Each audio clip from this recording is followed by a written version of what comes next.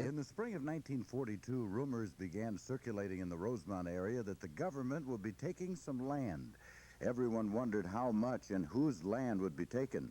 Rosemount and the surrounding area was witnessing the dawning of the war boom community. With it would come rapid physical, economic, and social change, bestowing prosperity to some, but hardship to others. The changes to the community were so profound that still a half a century later, the legacy of the Gopher Ordnance Works continues through the University of Minnesota Research Center and the ghostly remains of the old production facilities.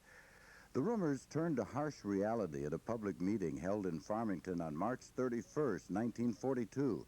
At that meeting, government officials announced to the affected landowners that an 11,500-acre tract, almost 18 square miles, was to be taken in Rosemount and Empire Townships for a huge ordnance facility. The affected families were further stunned to learn that they had to vacate their property by mid-May, just 6 weeks away. The planning for World War II defense production was laid out in the mid-1930s, but not implemented until 1939. One of the critical problems was the lack of munitions plants, as almost all of these facilities had been torn down after World War I. In 1940, the government began a program to construct huge government-owned contractor-operated plants, which came to be known as GOCO plants. These facilities were financed and owned by the government, but constructed and operated by private contractors on a cost-plus fixed-fee basis. By February 1941, there were 21 GOCO plants under construction. After the bombing of Pearl Harbor, the pace accelerated rapidly, and by the end of the war, about 216 such plants had been built. When the defense contracts began to be awarded, many government, business, and labor leaders in the Midwest felt that the region was not getting its fair share of the new jobs and economic prosperity. Minnesota Governor Harold Stassen became a leading spokesman for the group. State officials were gratified in August of 1941 when construction began on Minnesota's first GOCO plant, Twin City Ordnance, an ammunition plant located in New Brighton. In 1941, officials in the War Department began looking at the area around Rosemount as a possible site for a second GOCO plant, a gunpowder production facility. It was noted that 1/3 of the state's population lived within a 30-mile radius of the site to supply the needed workers. The area had no improved highways, which would have to be removed. The land was mainly level or slightly rolling and could quickly be graded for building construction. That 2 railroads had lines nearby to serve the site, that a natural gas pipeline crossed the site, that high-voltage lines were available for electric power, and most important of all, the Mississippi River was nearby to supply the enormous amounts of water required in the production of gunpowder. Immediately following the public announcement of the new plant on March 31st, 1942, local officials began to take steps to deal with the thousands of workers and their families who would very soon flood the area. Water and sanitation, traffic, retail sales, schools, and especially housing were going to create problems for the surrounding communities. Land prices and rents increased overnight. Trailer parks were developed on farms and in several surrounding towns to help ease housing shortages. These trailer parks were located in the village of Rosemount. Scores of sheds, garages, and even chicken coops were converted into rental units. Virtually every home and farm had boarders living with the family. A few small farm buildings were moved to vacate lots on 146th Street in Rosemount and converted into small homes. Local merchants struggled to serve record numbers of customers while having to deal with war shortages and rationing of goods. On payday at the plant, the line to cash paychecks was a half a block long outside the First State Bank of Rosemount. To keep order in the community, extra constables were hired and liquor licenses were limited. Those who had them did a land office business. The railroad depot in Rosemount was enlarged, and the depot in Coates, closed for 20 years, was reopened. Carpooling was encouraged, and several bus routes were set up to bring commuter workers from as far away as White Bear Lake and Red Wing. Several patrolmen were detailed to direct traffic at shift changes, but the traffic jams were so bad that school buses were unable to run on time. The school hours had to be changed to alleviate the problem. Rosemount school enrollment peaked at 346 pupils in a school equipped for about 280. At one point, 54 students were jammed into one classroom. Adding to the teachers' woes was the constant churn of students coming and going throughout the year. Compounding the problems for the community were large fluctuations in the number of workers employed at the plant at various times during its construction. But the group most affected by the Gopher Ordnance Works were over 80 families displaced by the plant. Appraisals of their farms began in mid-April, and the first group of families on the north end of the site were told that they had to be off their land by May 6th, just 2 weeks later. The last group of the families had to vacate by June 1st. Hordes of real estate agents descended on the families. Bill Carroll claimed 23 contacted him in one day alone. The area didn't have enough farms for sale for everyone, and the prices for those that were available increased to reflect the sudden demand. Another problem facing the displaced owners was that they didn't know what the final price of their farms would be, and they were given no moving expenses by the government. Many of the farms lost had been in the same families for generations, and in most cases adjoining or nearby farms were owned by relatives and formed a close-knit group available to help each other, especially at planting and harvest times. This picture shows Patrick Hines and his new grandson, John Carroll, the oldest and youngest people to be displaced by the plant.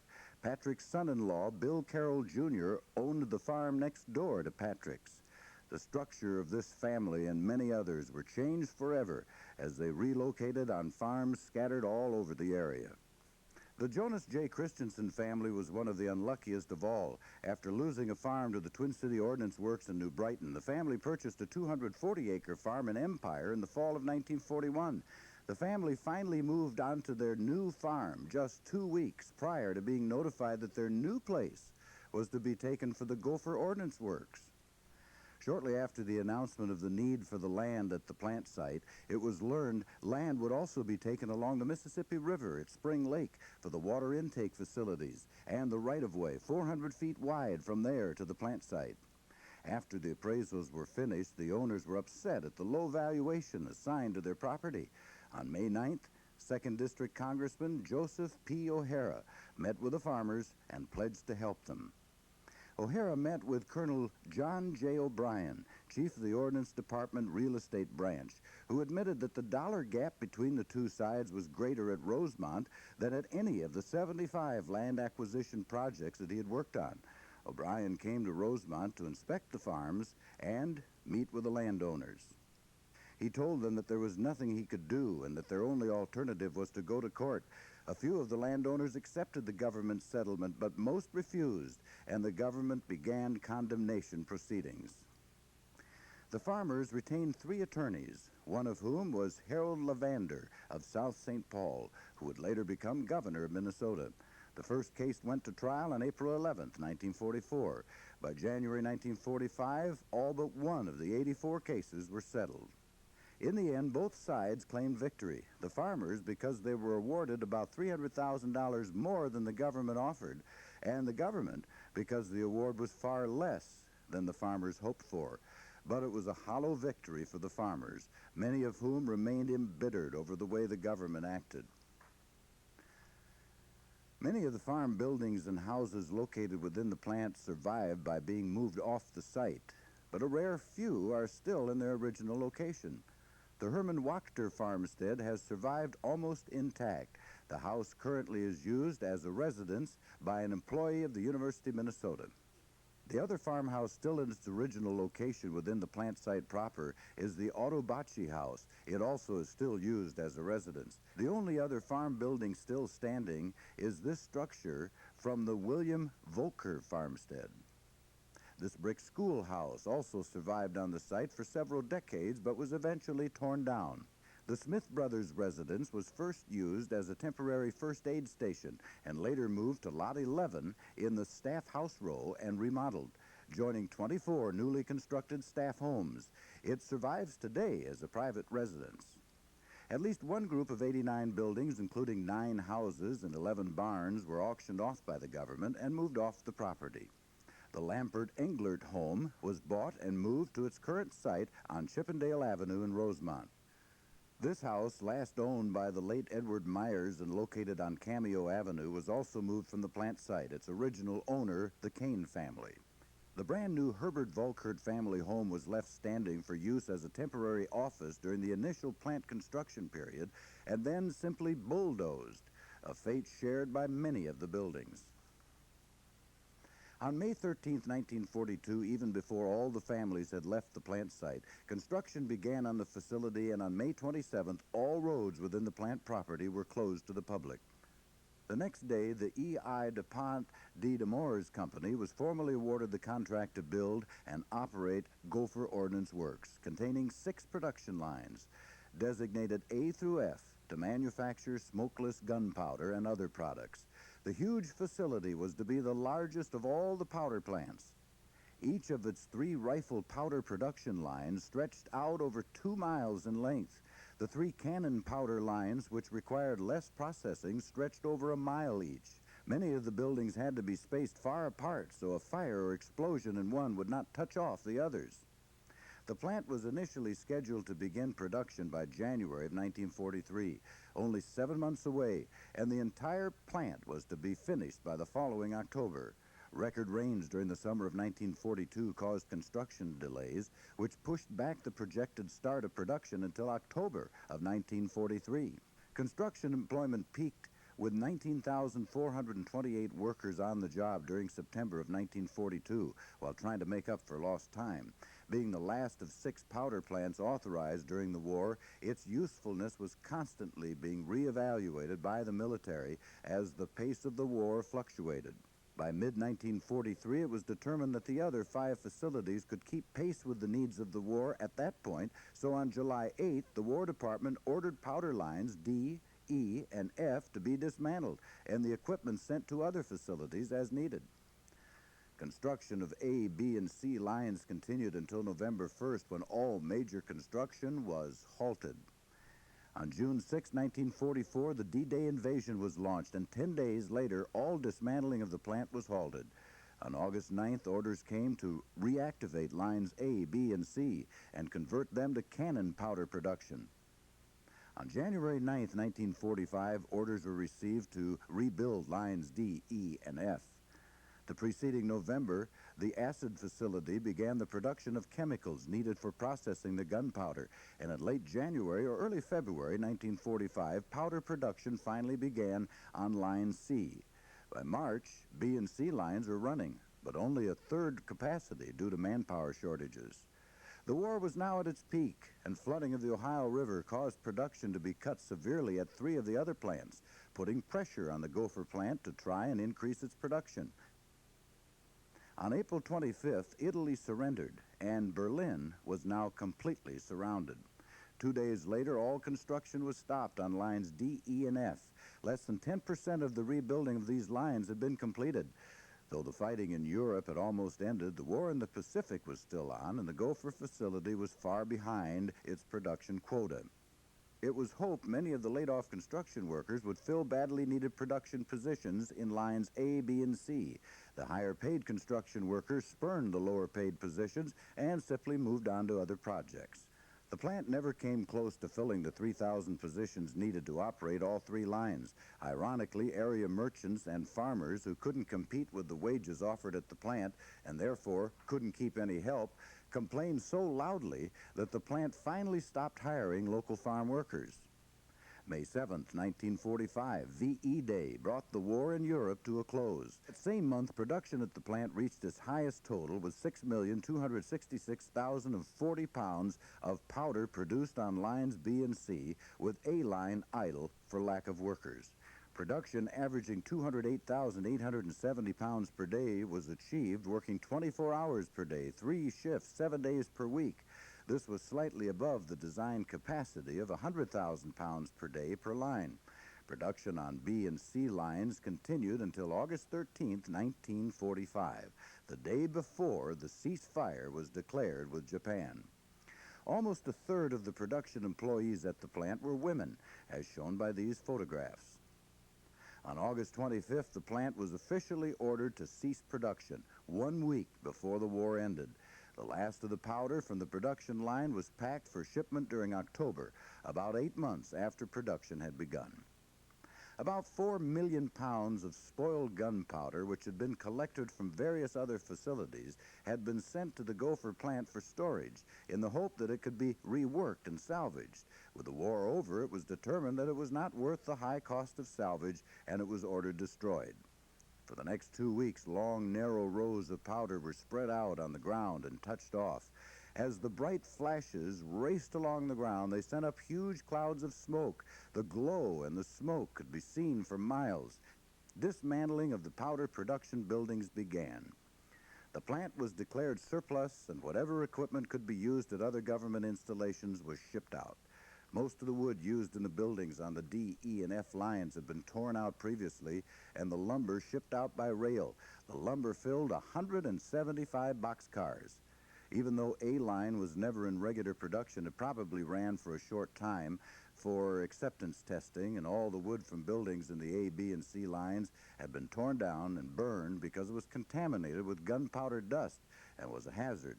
Area residents grumbled about all the good powder and lumber that the government was burning, not realizing the truth of what was being done. About 3,500 acres of the southwestern corner of the site, which had never been developed, was offered for sale, the original owners having first rights to buy back their land. Jonas J. Christensen, who had lost his second farm to the Gopher plant, was one of the few who repurchased their property. This flowchart from the Gopher Ordnance Works shows the steps involved in the production of smokeless powder. The 100 series buildings were used in the nitrating process. This was followed by the 200 series buildings, which made up the powder processing section of the gunpowder production line. The first buildings in the line were the purified cotton storehouses. Boxcars containing rolls of cotton or wood pulp were unloaded and stored here until needed. The storehouse for Line C is in the foreground, storehouses for Line B and A in the background. These 3 storehouses were the only buildings from the production line which were not dismantled when the plant closed. The cotton and wood dry houses containing large ovens which dried the cotton or wood fiber until it contained less than a 1 percentage point of moisture. The Army required its gunpowder to be made from wood cellulose, while the Navy insisted on cotton cellulose, each claiming their product to be superior. The nitrating houses were 4-story brick buildings, where the dried cellulose was mixed with a blend of acids. Next, a large amount of water was added to the nitrocellulose, as the material was very unstable and explosive in a dry state, but relatively safe if wet. All that remains of these structures are their foundations. Each line had its own nitrocellulose tank farm, which contained and processed acids used in the nitrating houses. The concrete tank supports are the most visible parts which remain today. The nitrocellulose slurry was piped to the boiling tub houses to remove impurities, which would make the powder unstable. Several acid boils interspersed with freshwater rinses were required. Processing took 60 to 90 hours depending on the type of material being treated. Each tub house contained 58 large wooden boiling tubs and used huge amounts of boiling water. The ceramic and concrete pipes from the boiling tubs are some of the most unusual ruins. The next step took place in the pulping house, where the slurry was passed through paper mill-type Jordan shredders, where it was cut to the desired fineness for processing in the powder line. These are the ruins of the pulping house in Line B. In the poacher tub house, the slurry was again given a series of alkaline and neutral boils and rinses to remove more free acids, and screening removed oversized fibers. These are the ruins of the poacher tub house in Line B. In the blend and final ring house, different batches of nitrocellulose were blended together in large tubs to get specific nitrogen and solubility characteristics, and then spun in centrifugal ringers to remove most of the water. There were 4 tubs, 24 feet in diameter and 19 feet high, with a 13-foot agitator in each tank. These ruins are from Building 113B, After processing in the blend and final ring house, the nitrating part of the process was finished, and the powder process was begun. The first step in the powder process removed remaining water moisture by dehydrating it with a rinse of strong alcohol and then pressing it into a block to remove the alcohol. This was done in the dehydrating press house. Note the outside framing, which you see here and in many of the other production line buildings. This was done to prevent powder dust from accumulating in the many corners and ledges, which would increase the fire and explosion danger. These ruins are from the dehydrating press house in Line C. In this view of the ether mix house, note the slides which were installed on all hazardous production buildings over 1 story tall for quick escape in case of fire. The doors at the top of the slides had no doorknobs and were held shut with springs so you could exit on the run. In the mixer house, the block of nitrocellulose was mixed with solvents, and the gelatin-like mixture was again pressed into cylindrical block. Each line had 2 mixer houses, and this one from Line B is one of the largest ruins still standing. The cylindrical blocks were moved to the vertical press houses, where they were taken by elevator to the 2nd floor. Here they were placed in large vertical press and extruded through dies which formed the blocks into long strands of powder, which went through holes in the floor and into waiting tubs on the 1st floor. The strands were then moved to cutting machines, where it was cut into uniform short lengths. There were 5 vertical press houses on each line. These ruins are from one of those in Line C. In the solvent recovery houses, hot inert gases were passed through the powder to drive off residual gases. Commonly referred to today as the T-walls because of the shape of their remains, they are some of the most impressive ruins because of their sheer number. 90 of those ruins exist, 49 of them serving A, B, and C lines. Standing in 3 long rows, they are an impressive sight. At the water dry houses, the last of the remaining moisture was removed from the powder, ruins of one of the 16 water dry houses. The powder was moved by rail to the Sweetie Barrel house, where it was mixed with DNT in a mixer. These mixers were the same type used by candy manufacturers, hence the name Sweetie Barrel. Note the concrete pedestals on which the barrels were mounted. There were 2 Sweetie Barrels in each of the 9 Sweetie Barrel houses. The pedestals are easily recognizable in the ruins. These huge structures were the blending towers and packing houses. After samples were analyzed, various amounts of powder from different batches were mixed for consistent chemical and physical properties. It was then moved to the packing facilities via a long covered wheeling walk to the packing house on the right side and put into airtight containers. Note the escape chutes stacked one over the other. It was a long ride down from the top one. There were 9 of these structures in the plant. The powder was stored in one of 96 completed shipping houses at the plant. To supply the millions of gallons of hot water needed for production and to heat the buildings, 2 huge powerhouses were to be built, but only one was ever completely finished and operational. The completed powerhouse is seen here. This plant was coal-fired and had 5 boilers. Most of the structure was torn down in the 1970s. Water for the powerhouse, plant production lines, and fire protection came from 2 identical reservoirs and pump houses, each designated to hold 3 million gallons of water. This second reservoir was never completed. Water to fill the reservoirs came from the Mississippi River. Raw river water was drawn by this pump house and well water from 4 large rainy wells built along the shoreline. So much water was pumped by the rainy wells that nearby wells went dry, and the government had to truck in water to area families for a time. This view is of the 5 stacks of the once operational powerhouse. This view shows the powerhouse ruins, ruins of the reservoir pump house, the ruins of the interior of the pump house. Note the row of outlet pipes in the right-hand side coming through the wall of the reservoir. The east half of the reservoir. Note the collapsed roof still laying on the floor of the structure. This view is of the uncompleted powerhouse. It was smaller than the other powerhouses, designed for only 4 stacks and boilers. Although it doesn't show well in this photo, the rusty rebar is still sticking up from the top of the unfinished stack. Another view of the stacks. These structures dominate the skyline around the area. These are the ruins of the unfinished powerhouse. The concrete structure on the extreme left is the base of the boiler. The ruins of the unfinished reservoir. The rubble from the collapsed roof on this structure has been cleared away. 2 acid neutralization plants treated wastewater from the plant's production lines before it was discharged in the Vermilion River. The river was straightened and dredged all the way to Hastings to handle the increased flow. The river was also fenced to keep livestock from drinking the water in case contaminated water got out of the plant. This silo is all that remains from the acid neutralization plants. It contained lime used to treat wastewater. While the production buildings lay in ruins, the scores of other buildings have disappeared over the past half-century. Many original buildings remain in use yet today. Among them are the Maintenance Supervisor's Office, now used as the University of Minnesota's main administration building. This building was originally a field canteen which sold coffee and food to plant workers. Several of these buildings were located throughout the plant. 3 of them still survive. These buildings are a pair of change houses and contain lockers, showers, and bathroom facilities for plant workers.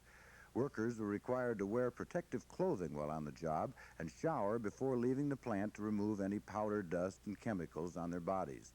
There were 23 change houses in the plant. The plant's first medical facility was located in the Smith Brothers farmhouse. Within a short time, 2 identical medical service buildings were built. Each had an operating room and small wards for both men and women patients. This is the locomotive house, where the plant's 2 full-sized and 18 industrial switch engines were maintained. The old laundry building, where plant uniforms were washed. Plant rules required a clean uniform to be worn each day. This is the only surviving fire station of 3 on the property. Note the hose-drying tower at the back of the building. The university still has the original fire truck used at the plant. Its Gopher Ordnance Works markings are faded but still legible. The plant's old LP tank and famous 8-ball is still in use despite losing its colorful paint job. To ease the housing shortage, the plant provided 25 staff houses known as Gopher Village for use by key plant managers. 10 2-story houses and 15 bungalows, each complete with a garage, were built in the extreme northwest corner of the property. All were new construction except for 1 bungalow which was moved to the site from the Smith property and remodeled. All 25 are now private residences. This 360-degree view was taken from a water tower on May 21, 1943, and shows the progress of plant construction almost 1 year to the day since ground first had been broken. The total land taken for the Gopher Ordnance Works was 12,120.37 acres, which includes the water intake facility at the Mississippi River. 858 buildings were completed or partially finished when the plant closed. The total cost to build and operate the facility came to a little less than $124 million. Federal laws stated war surplus properties could be transferred to public educational institutions for research and educational purposes. On August 1, 1947, the Gopher Ordnance Works was transferred to the University of Minnesota for use as a research facility. They received 8,000 acres and 162 usable buildings.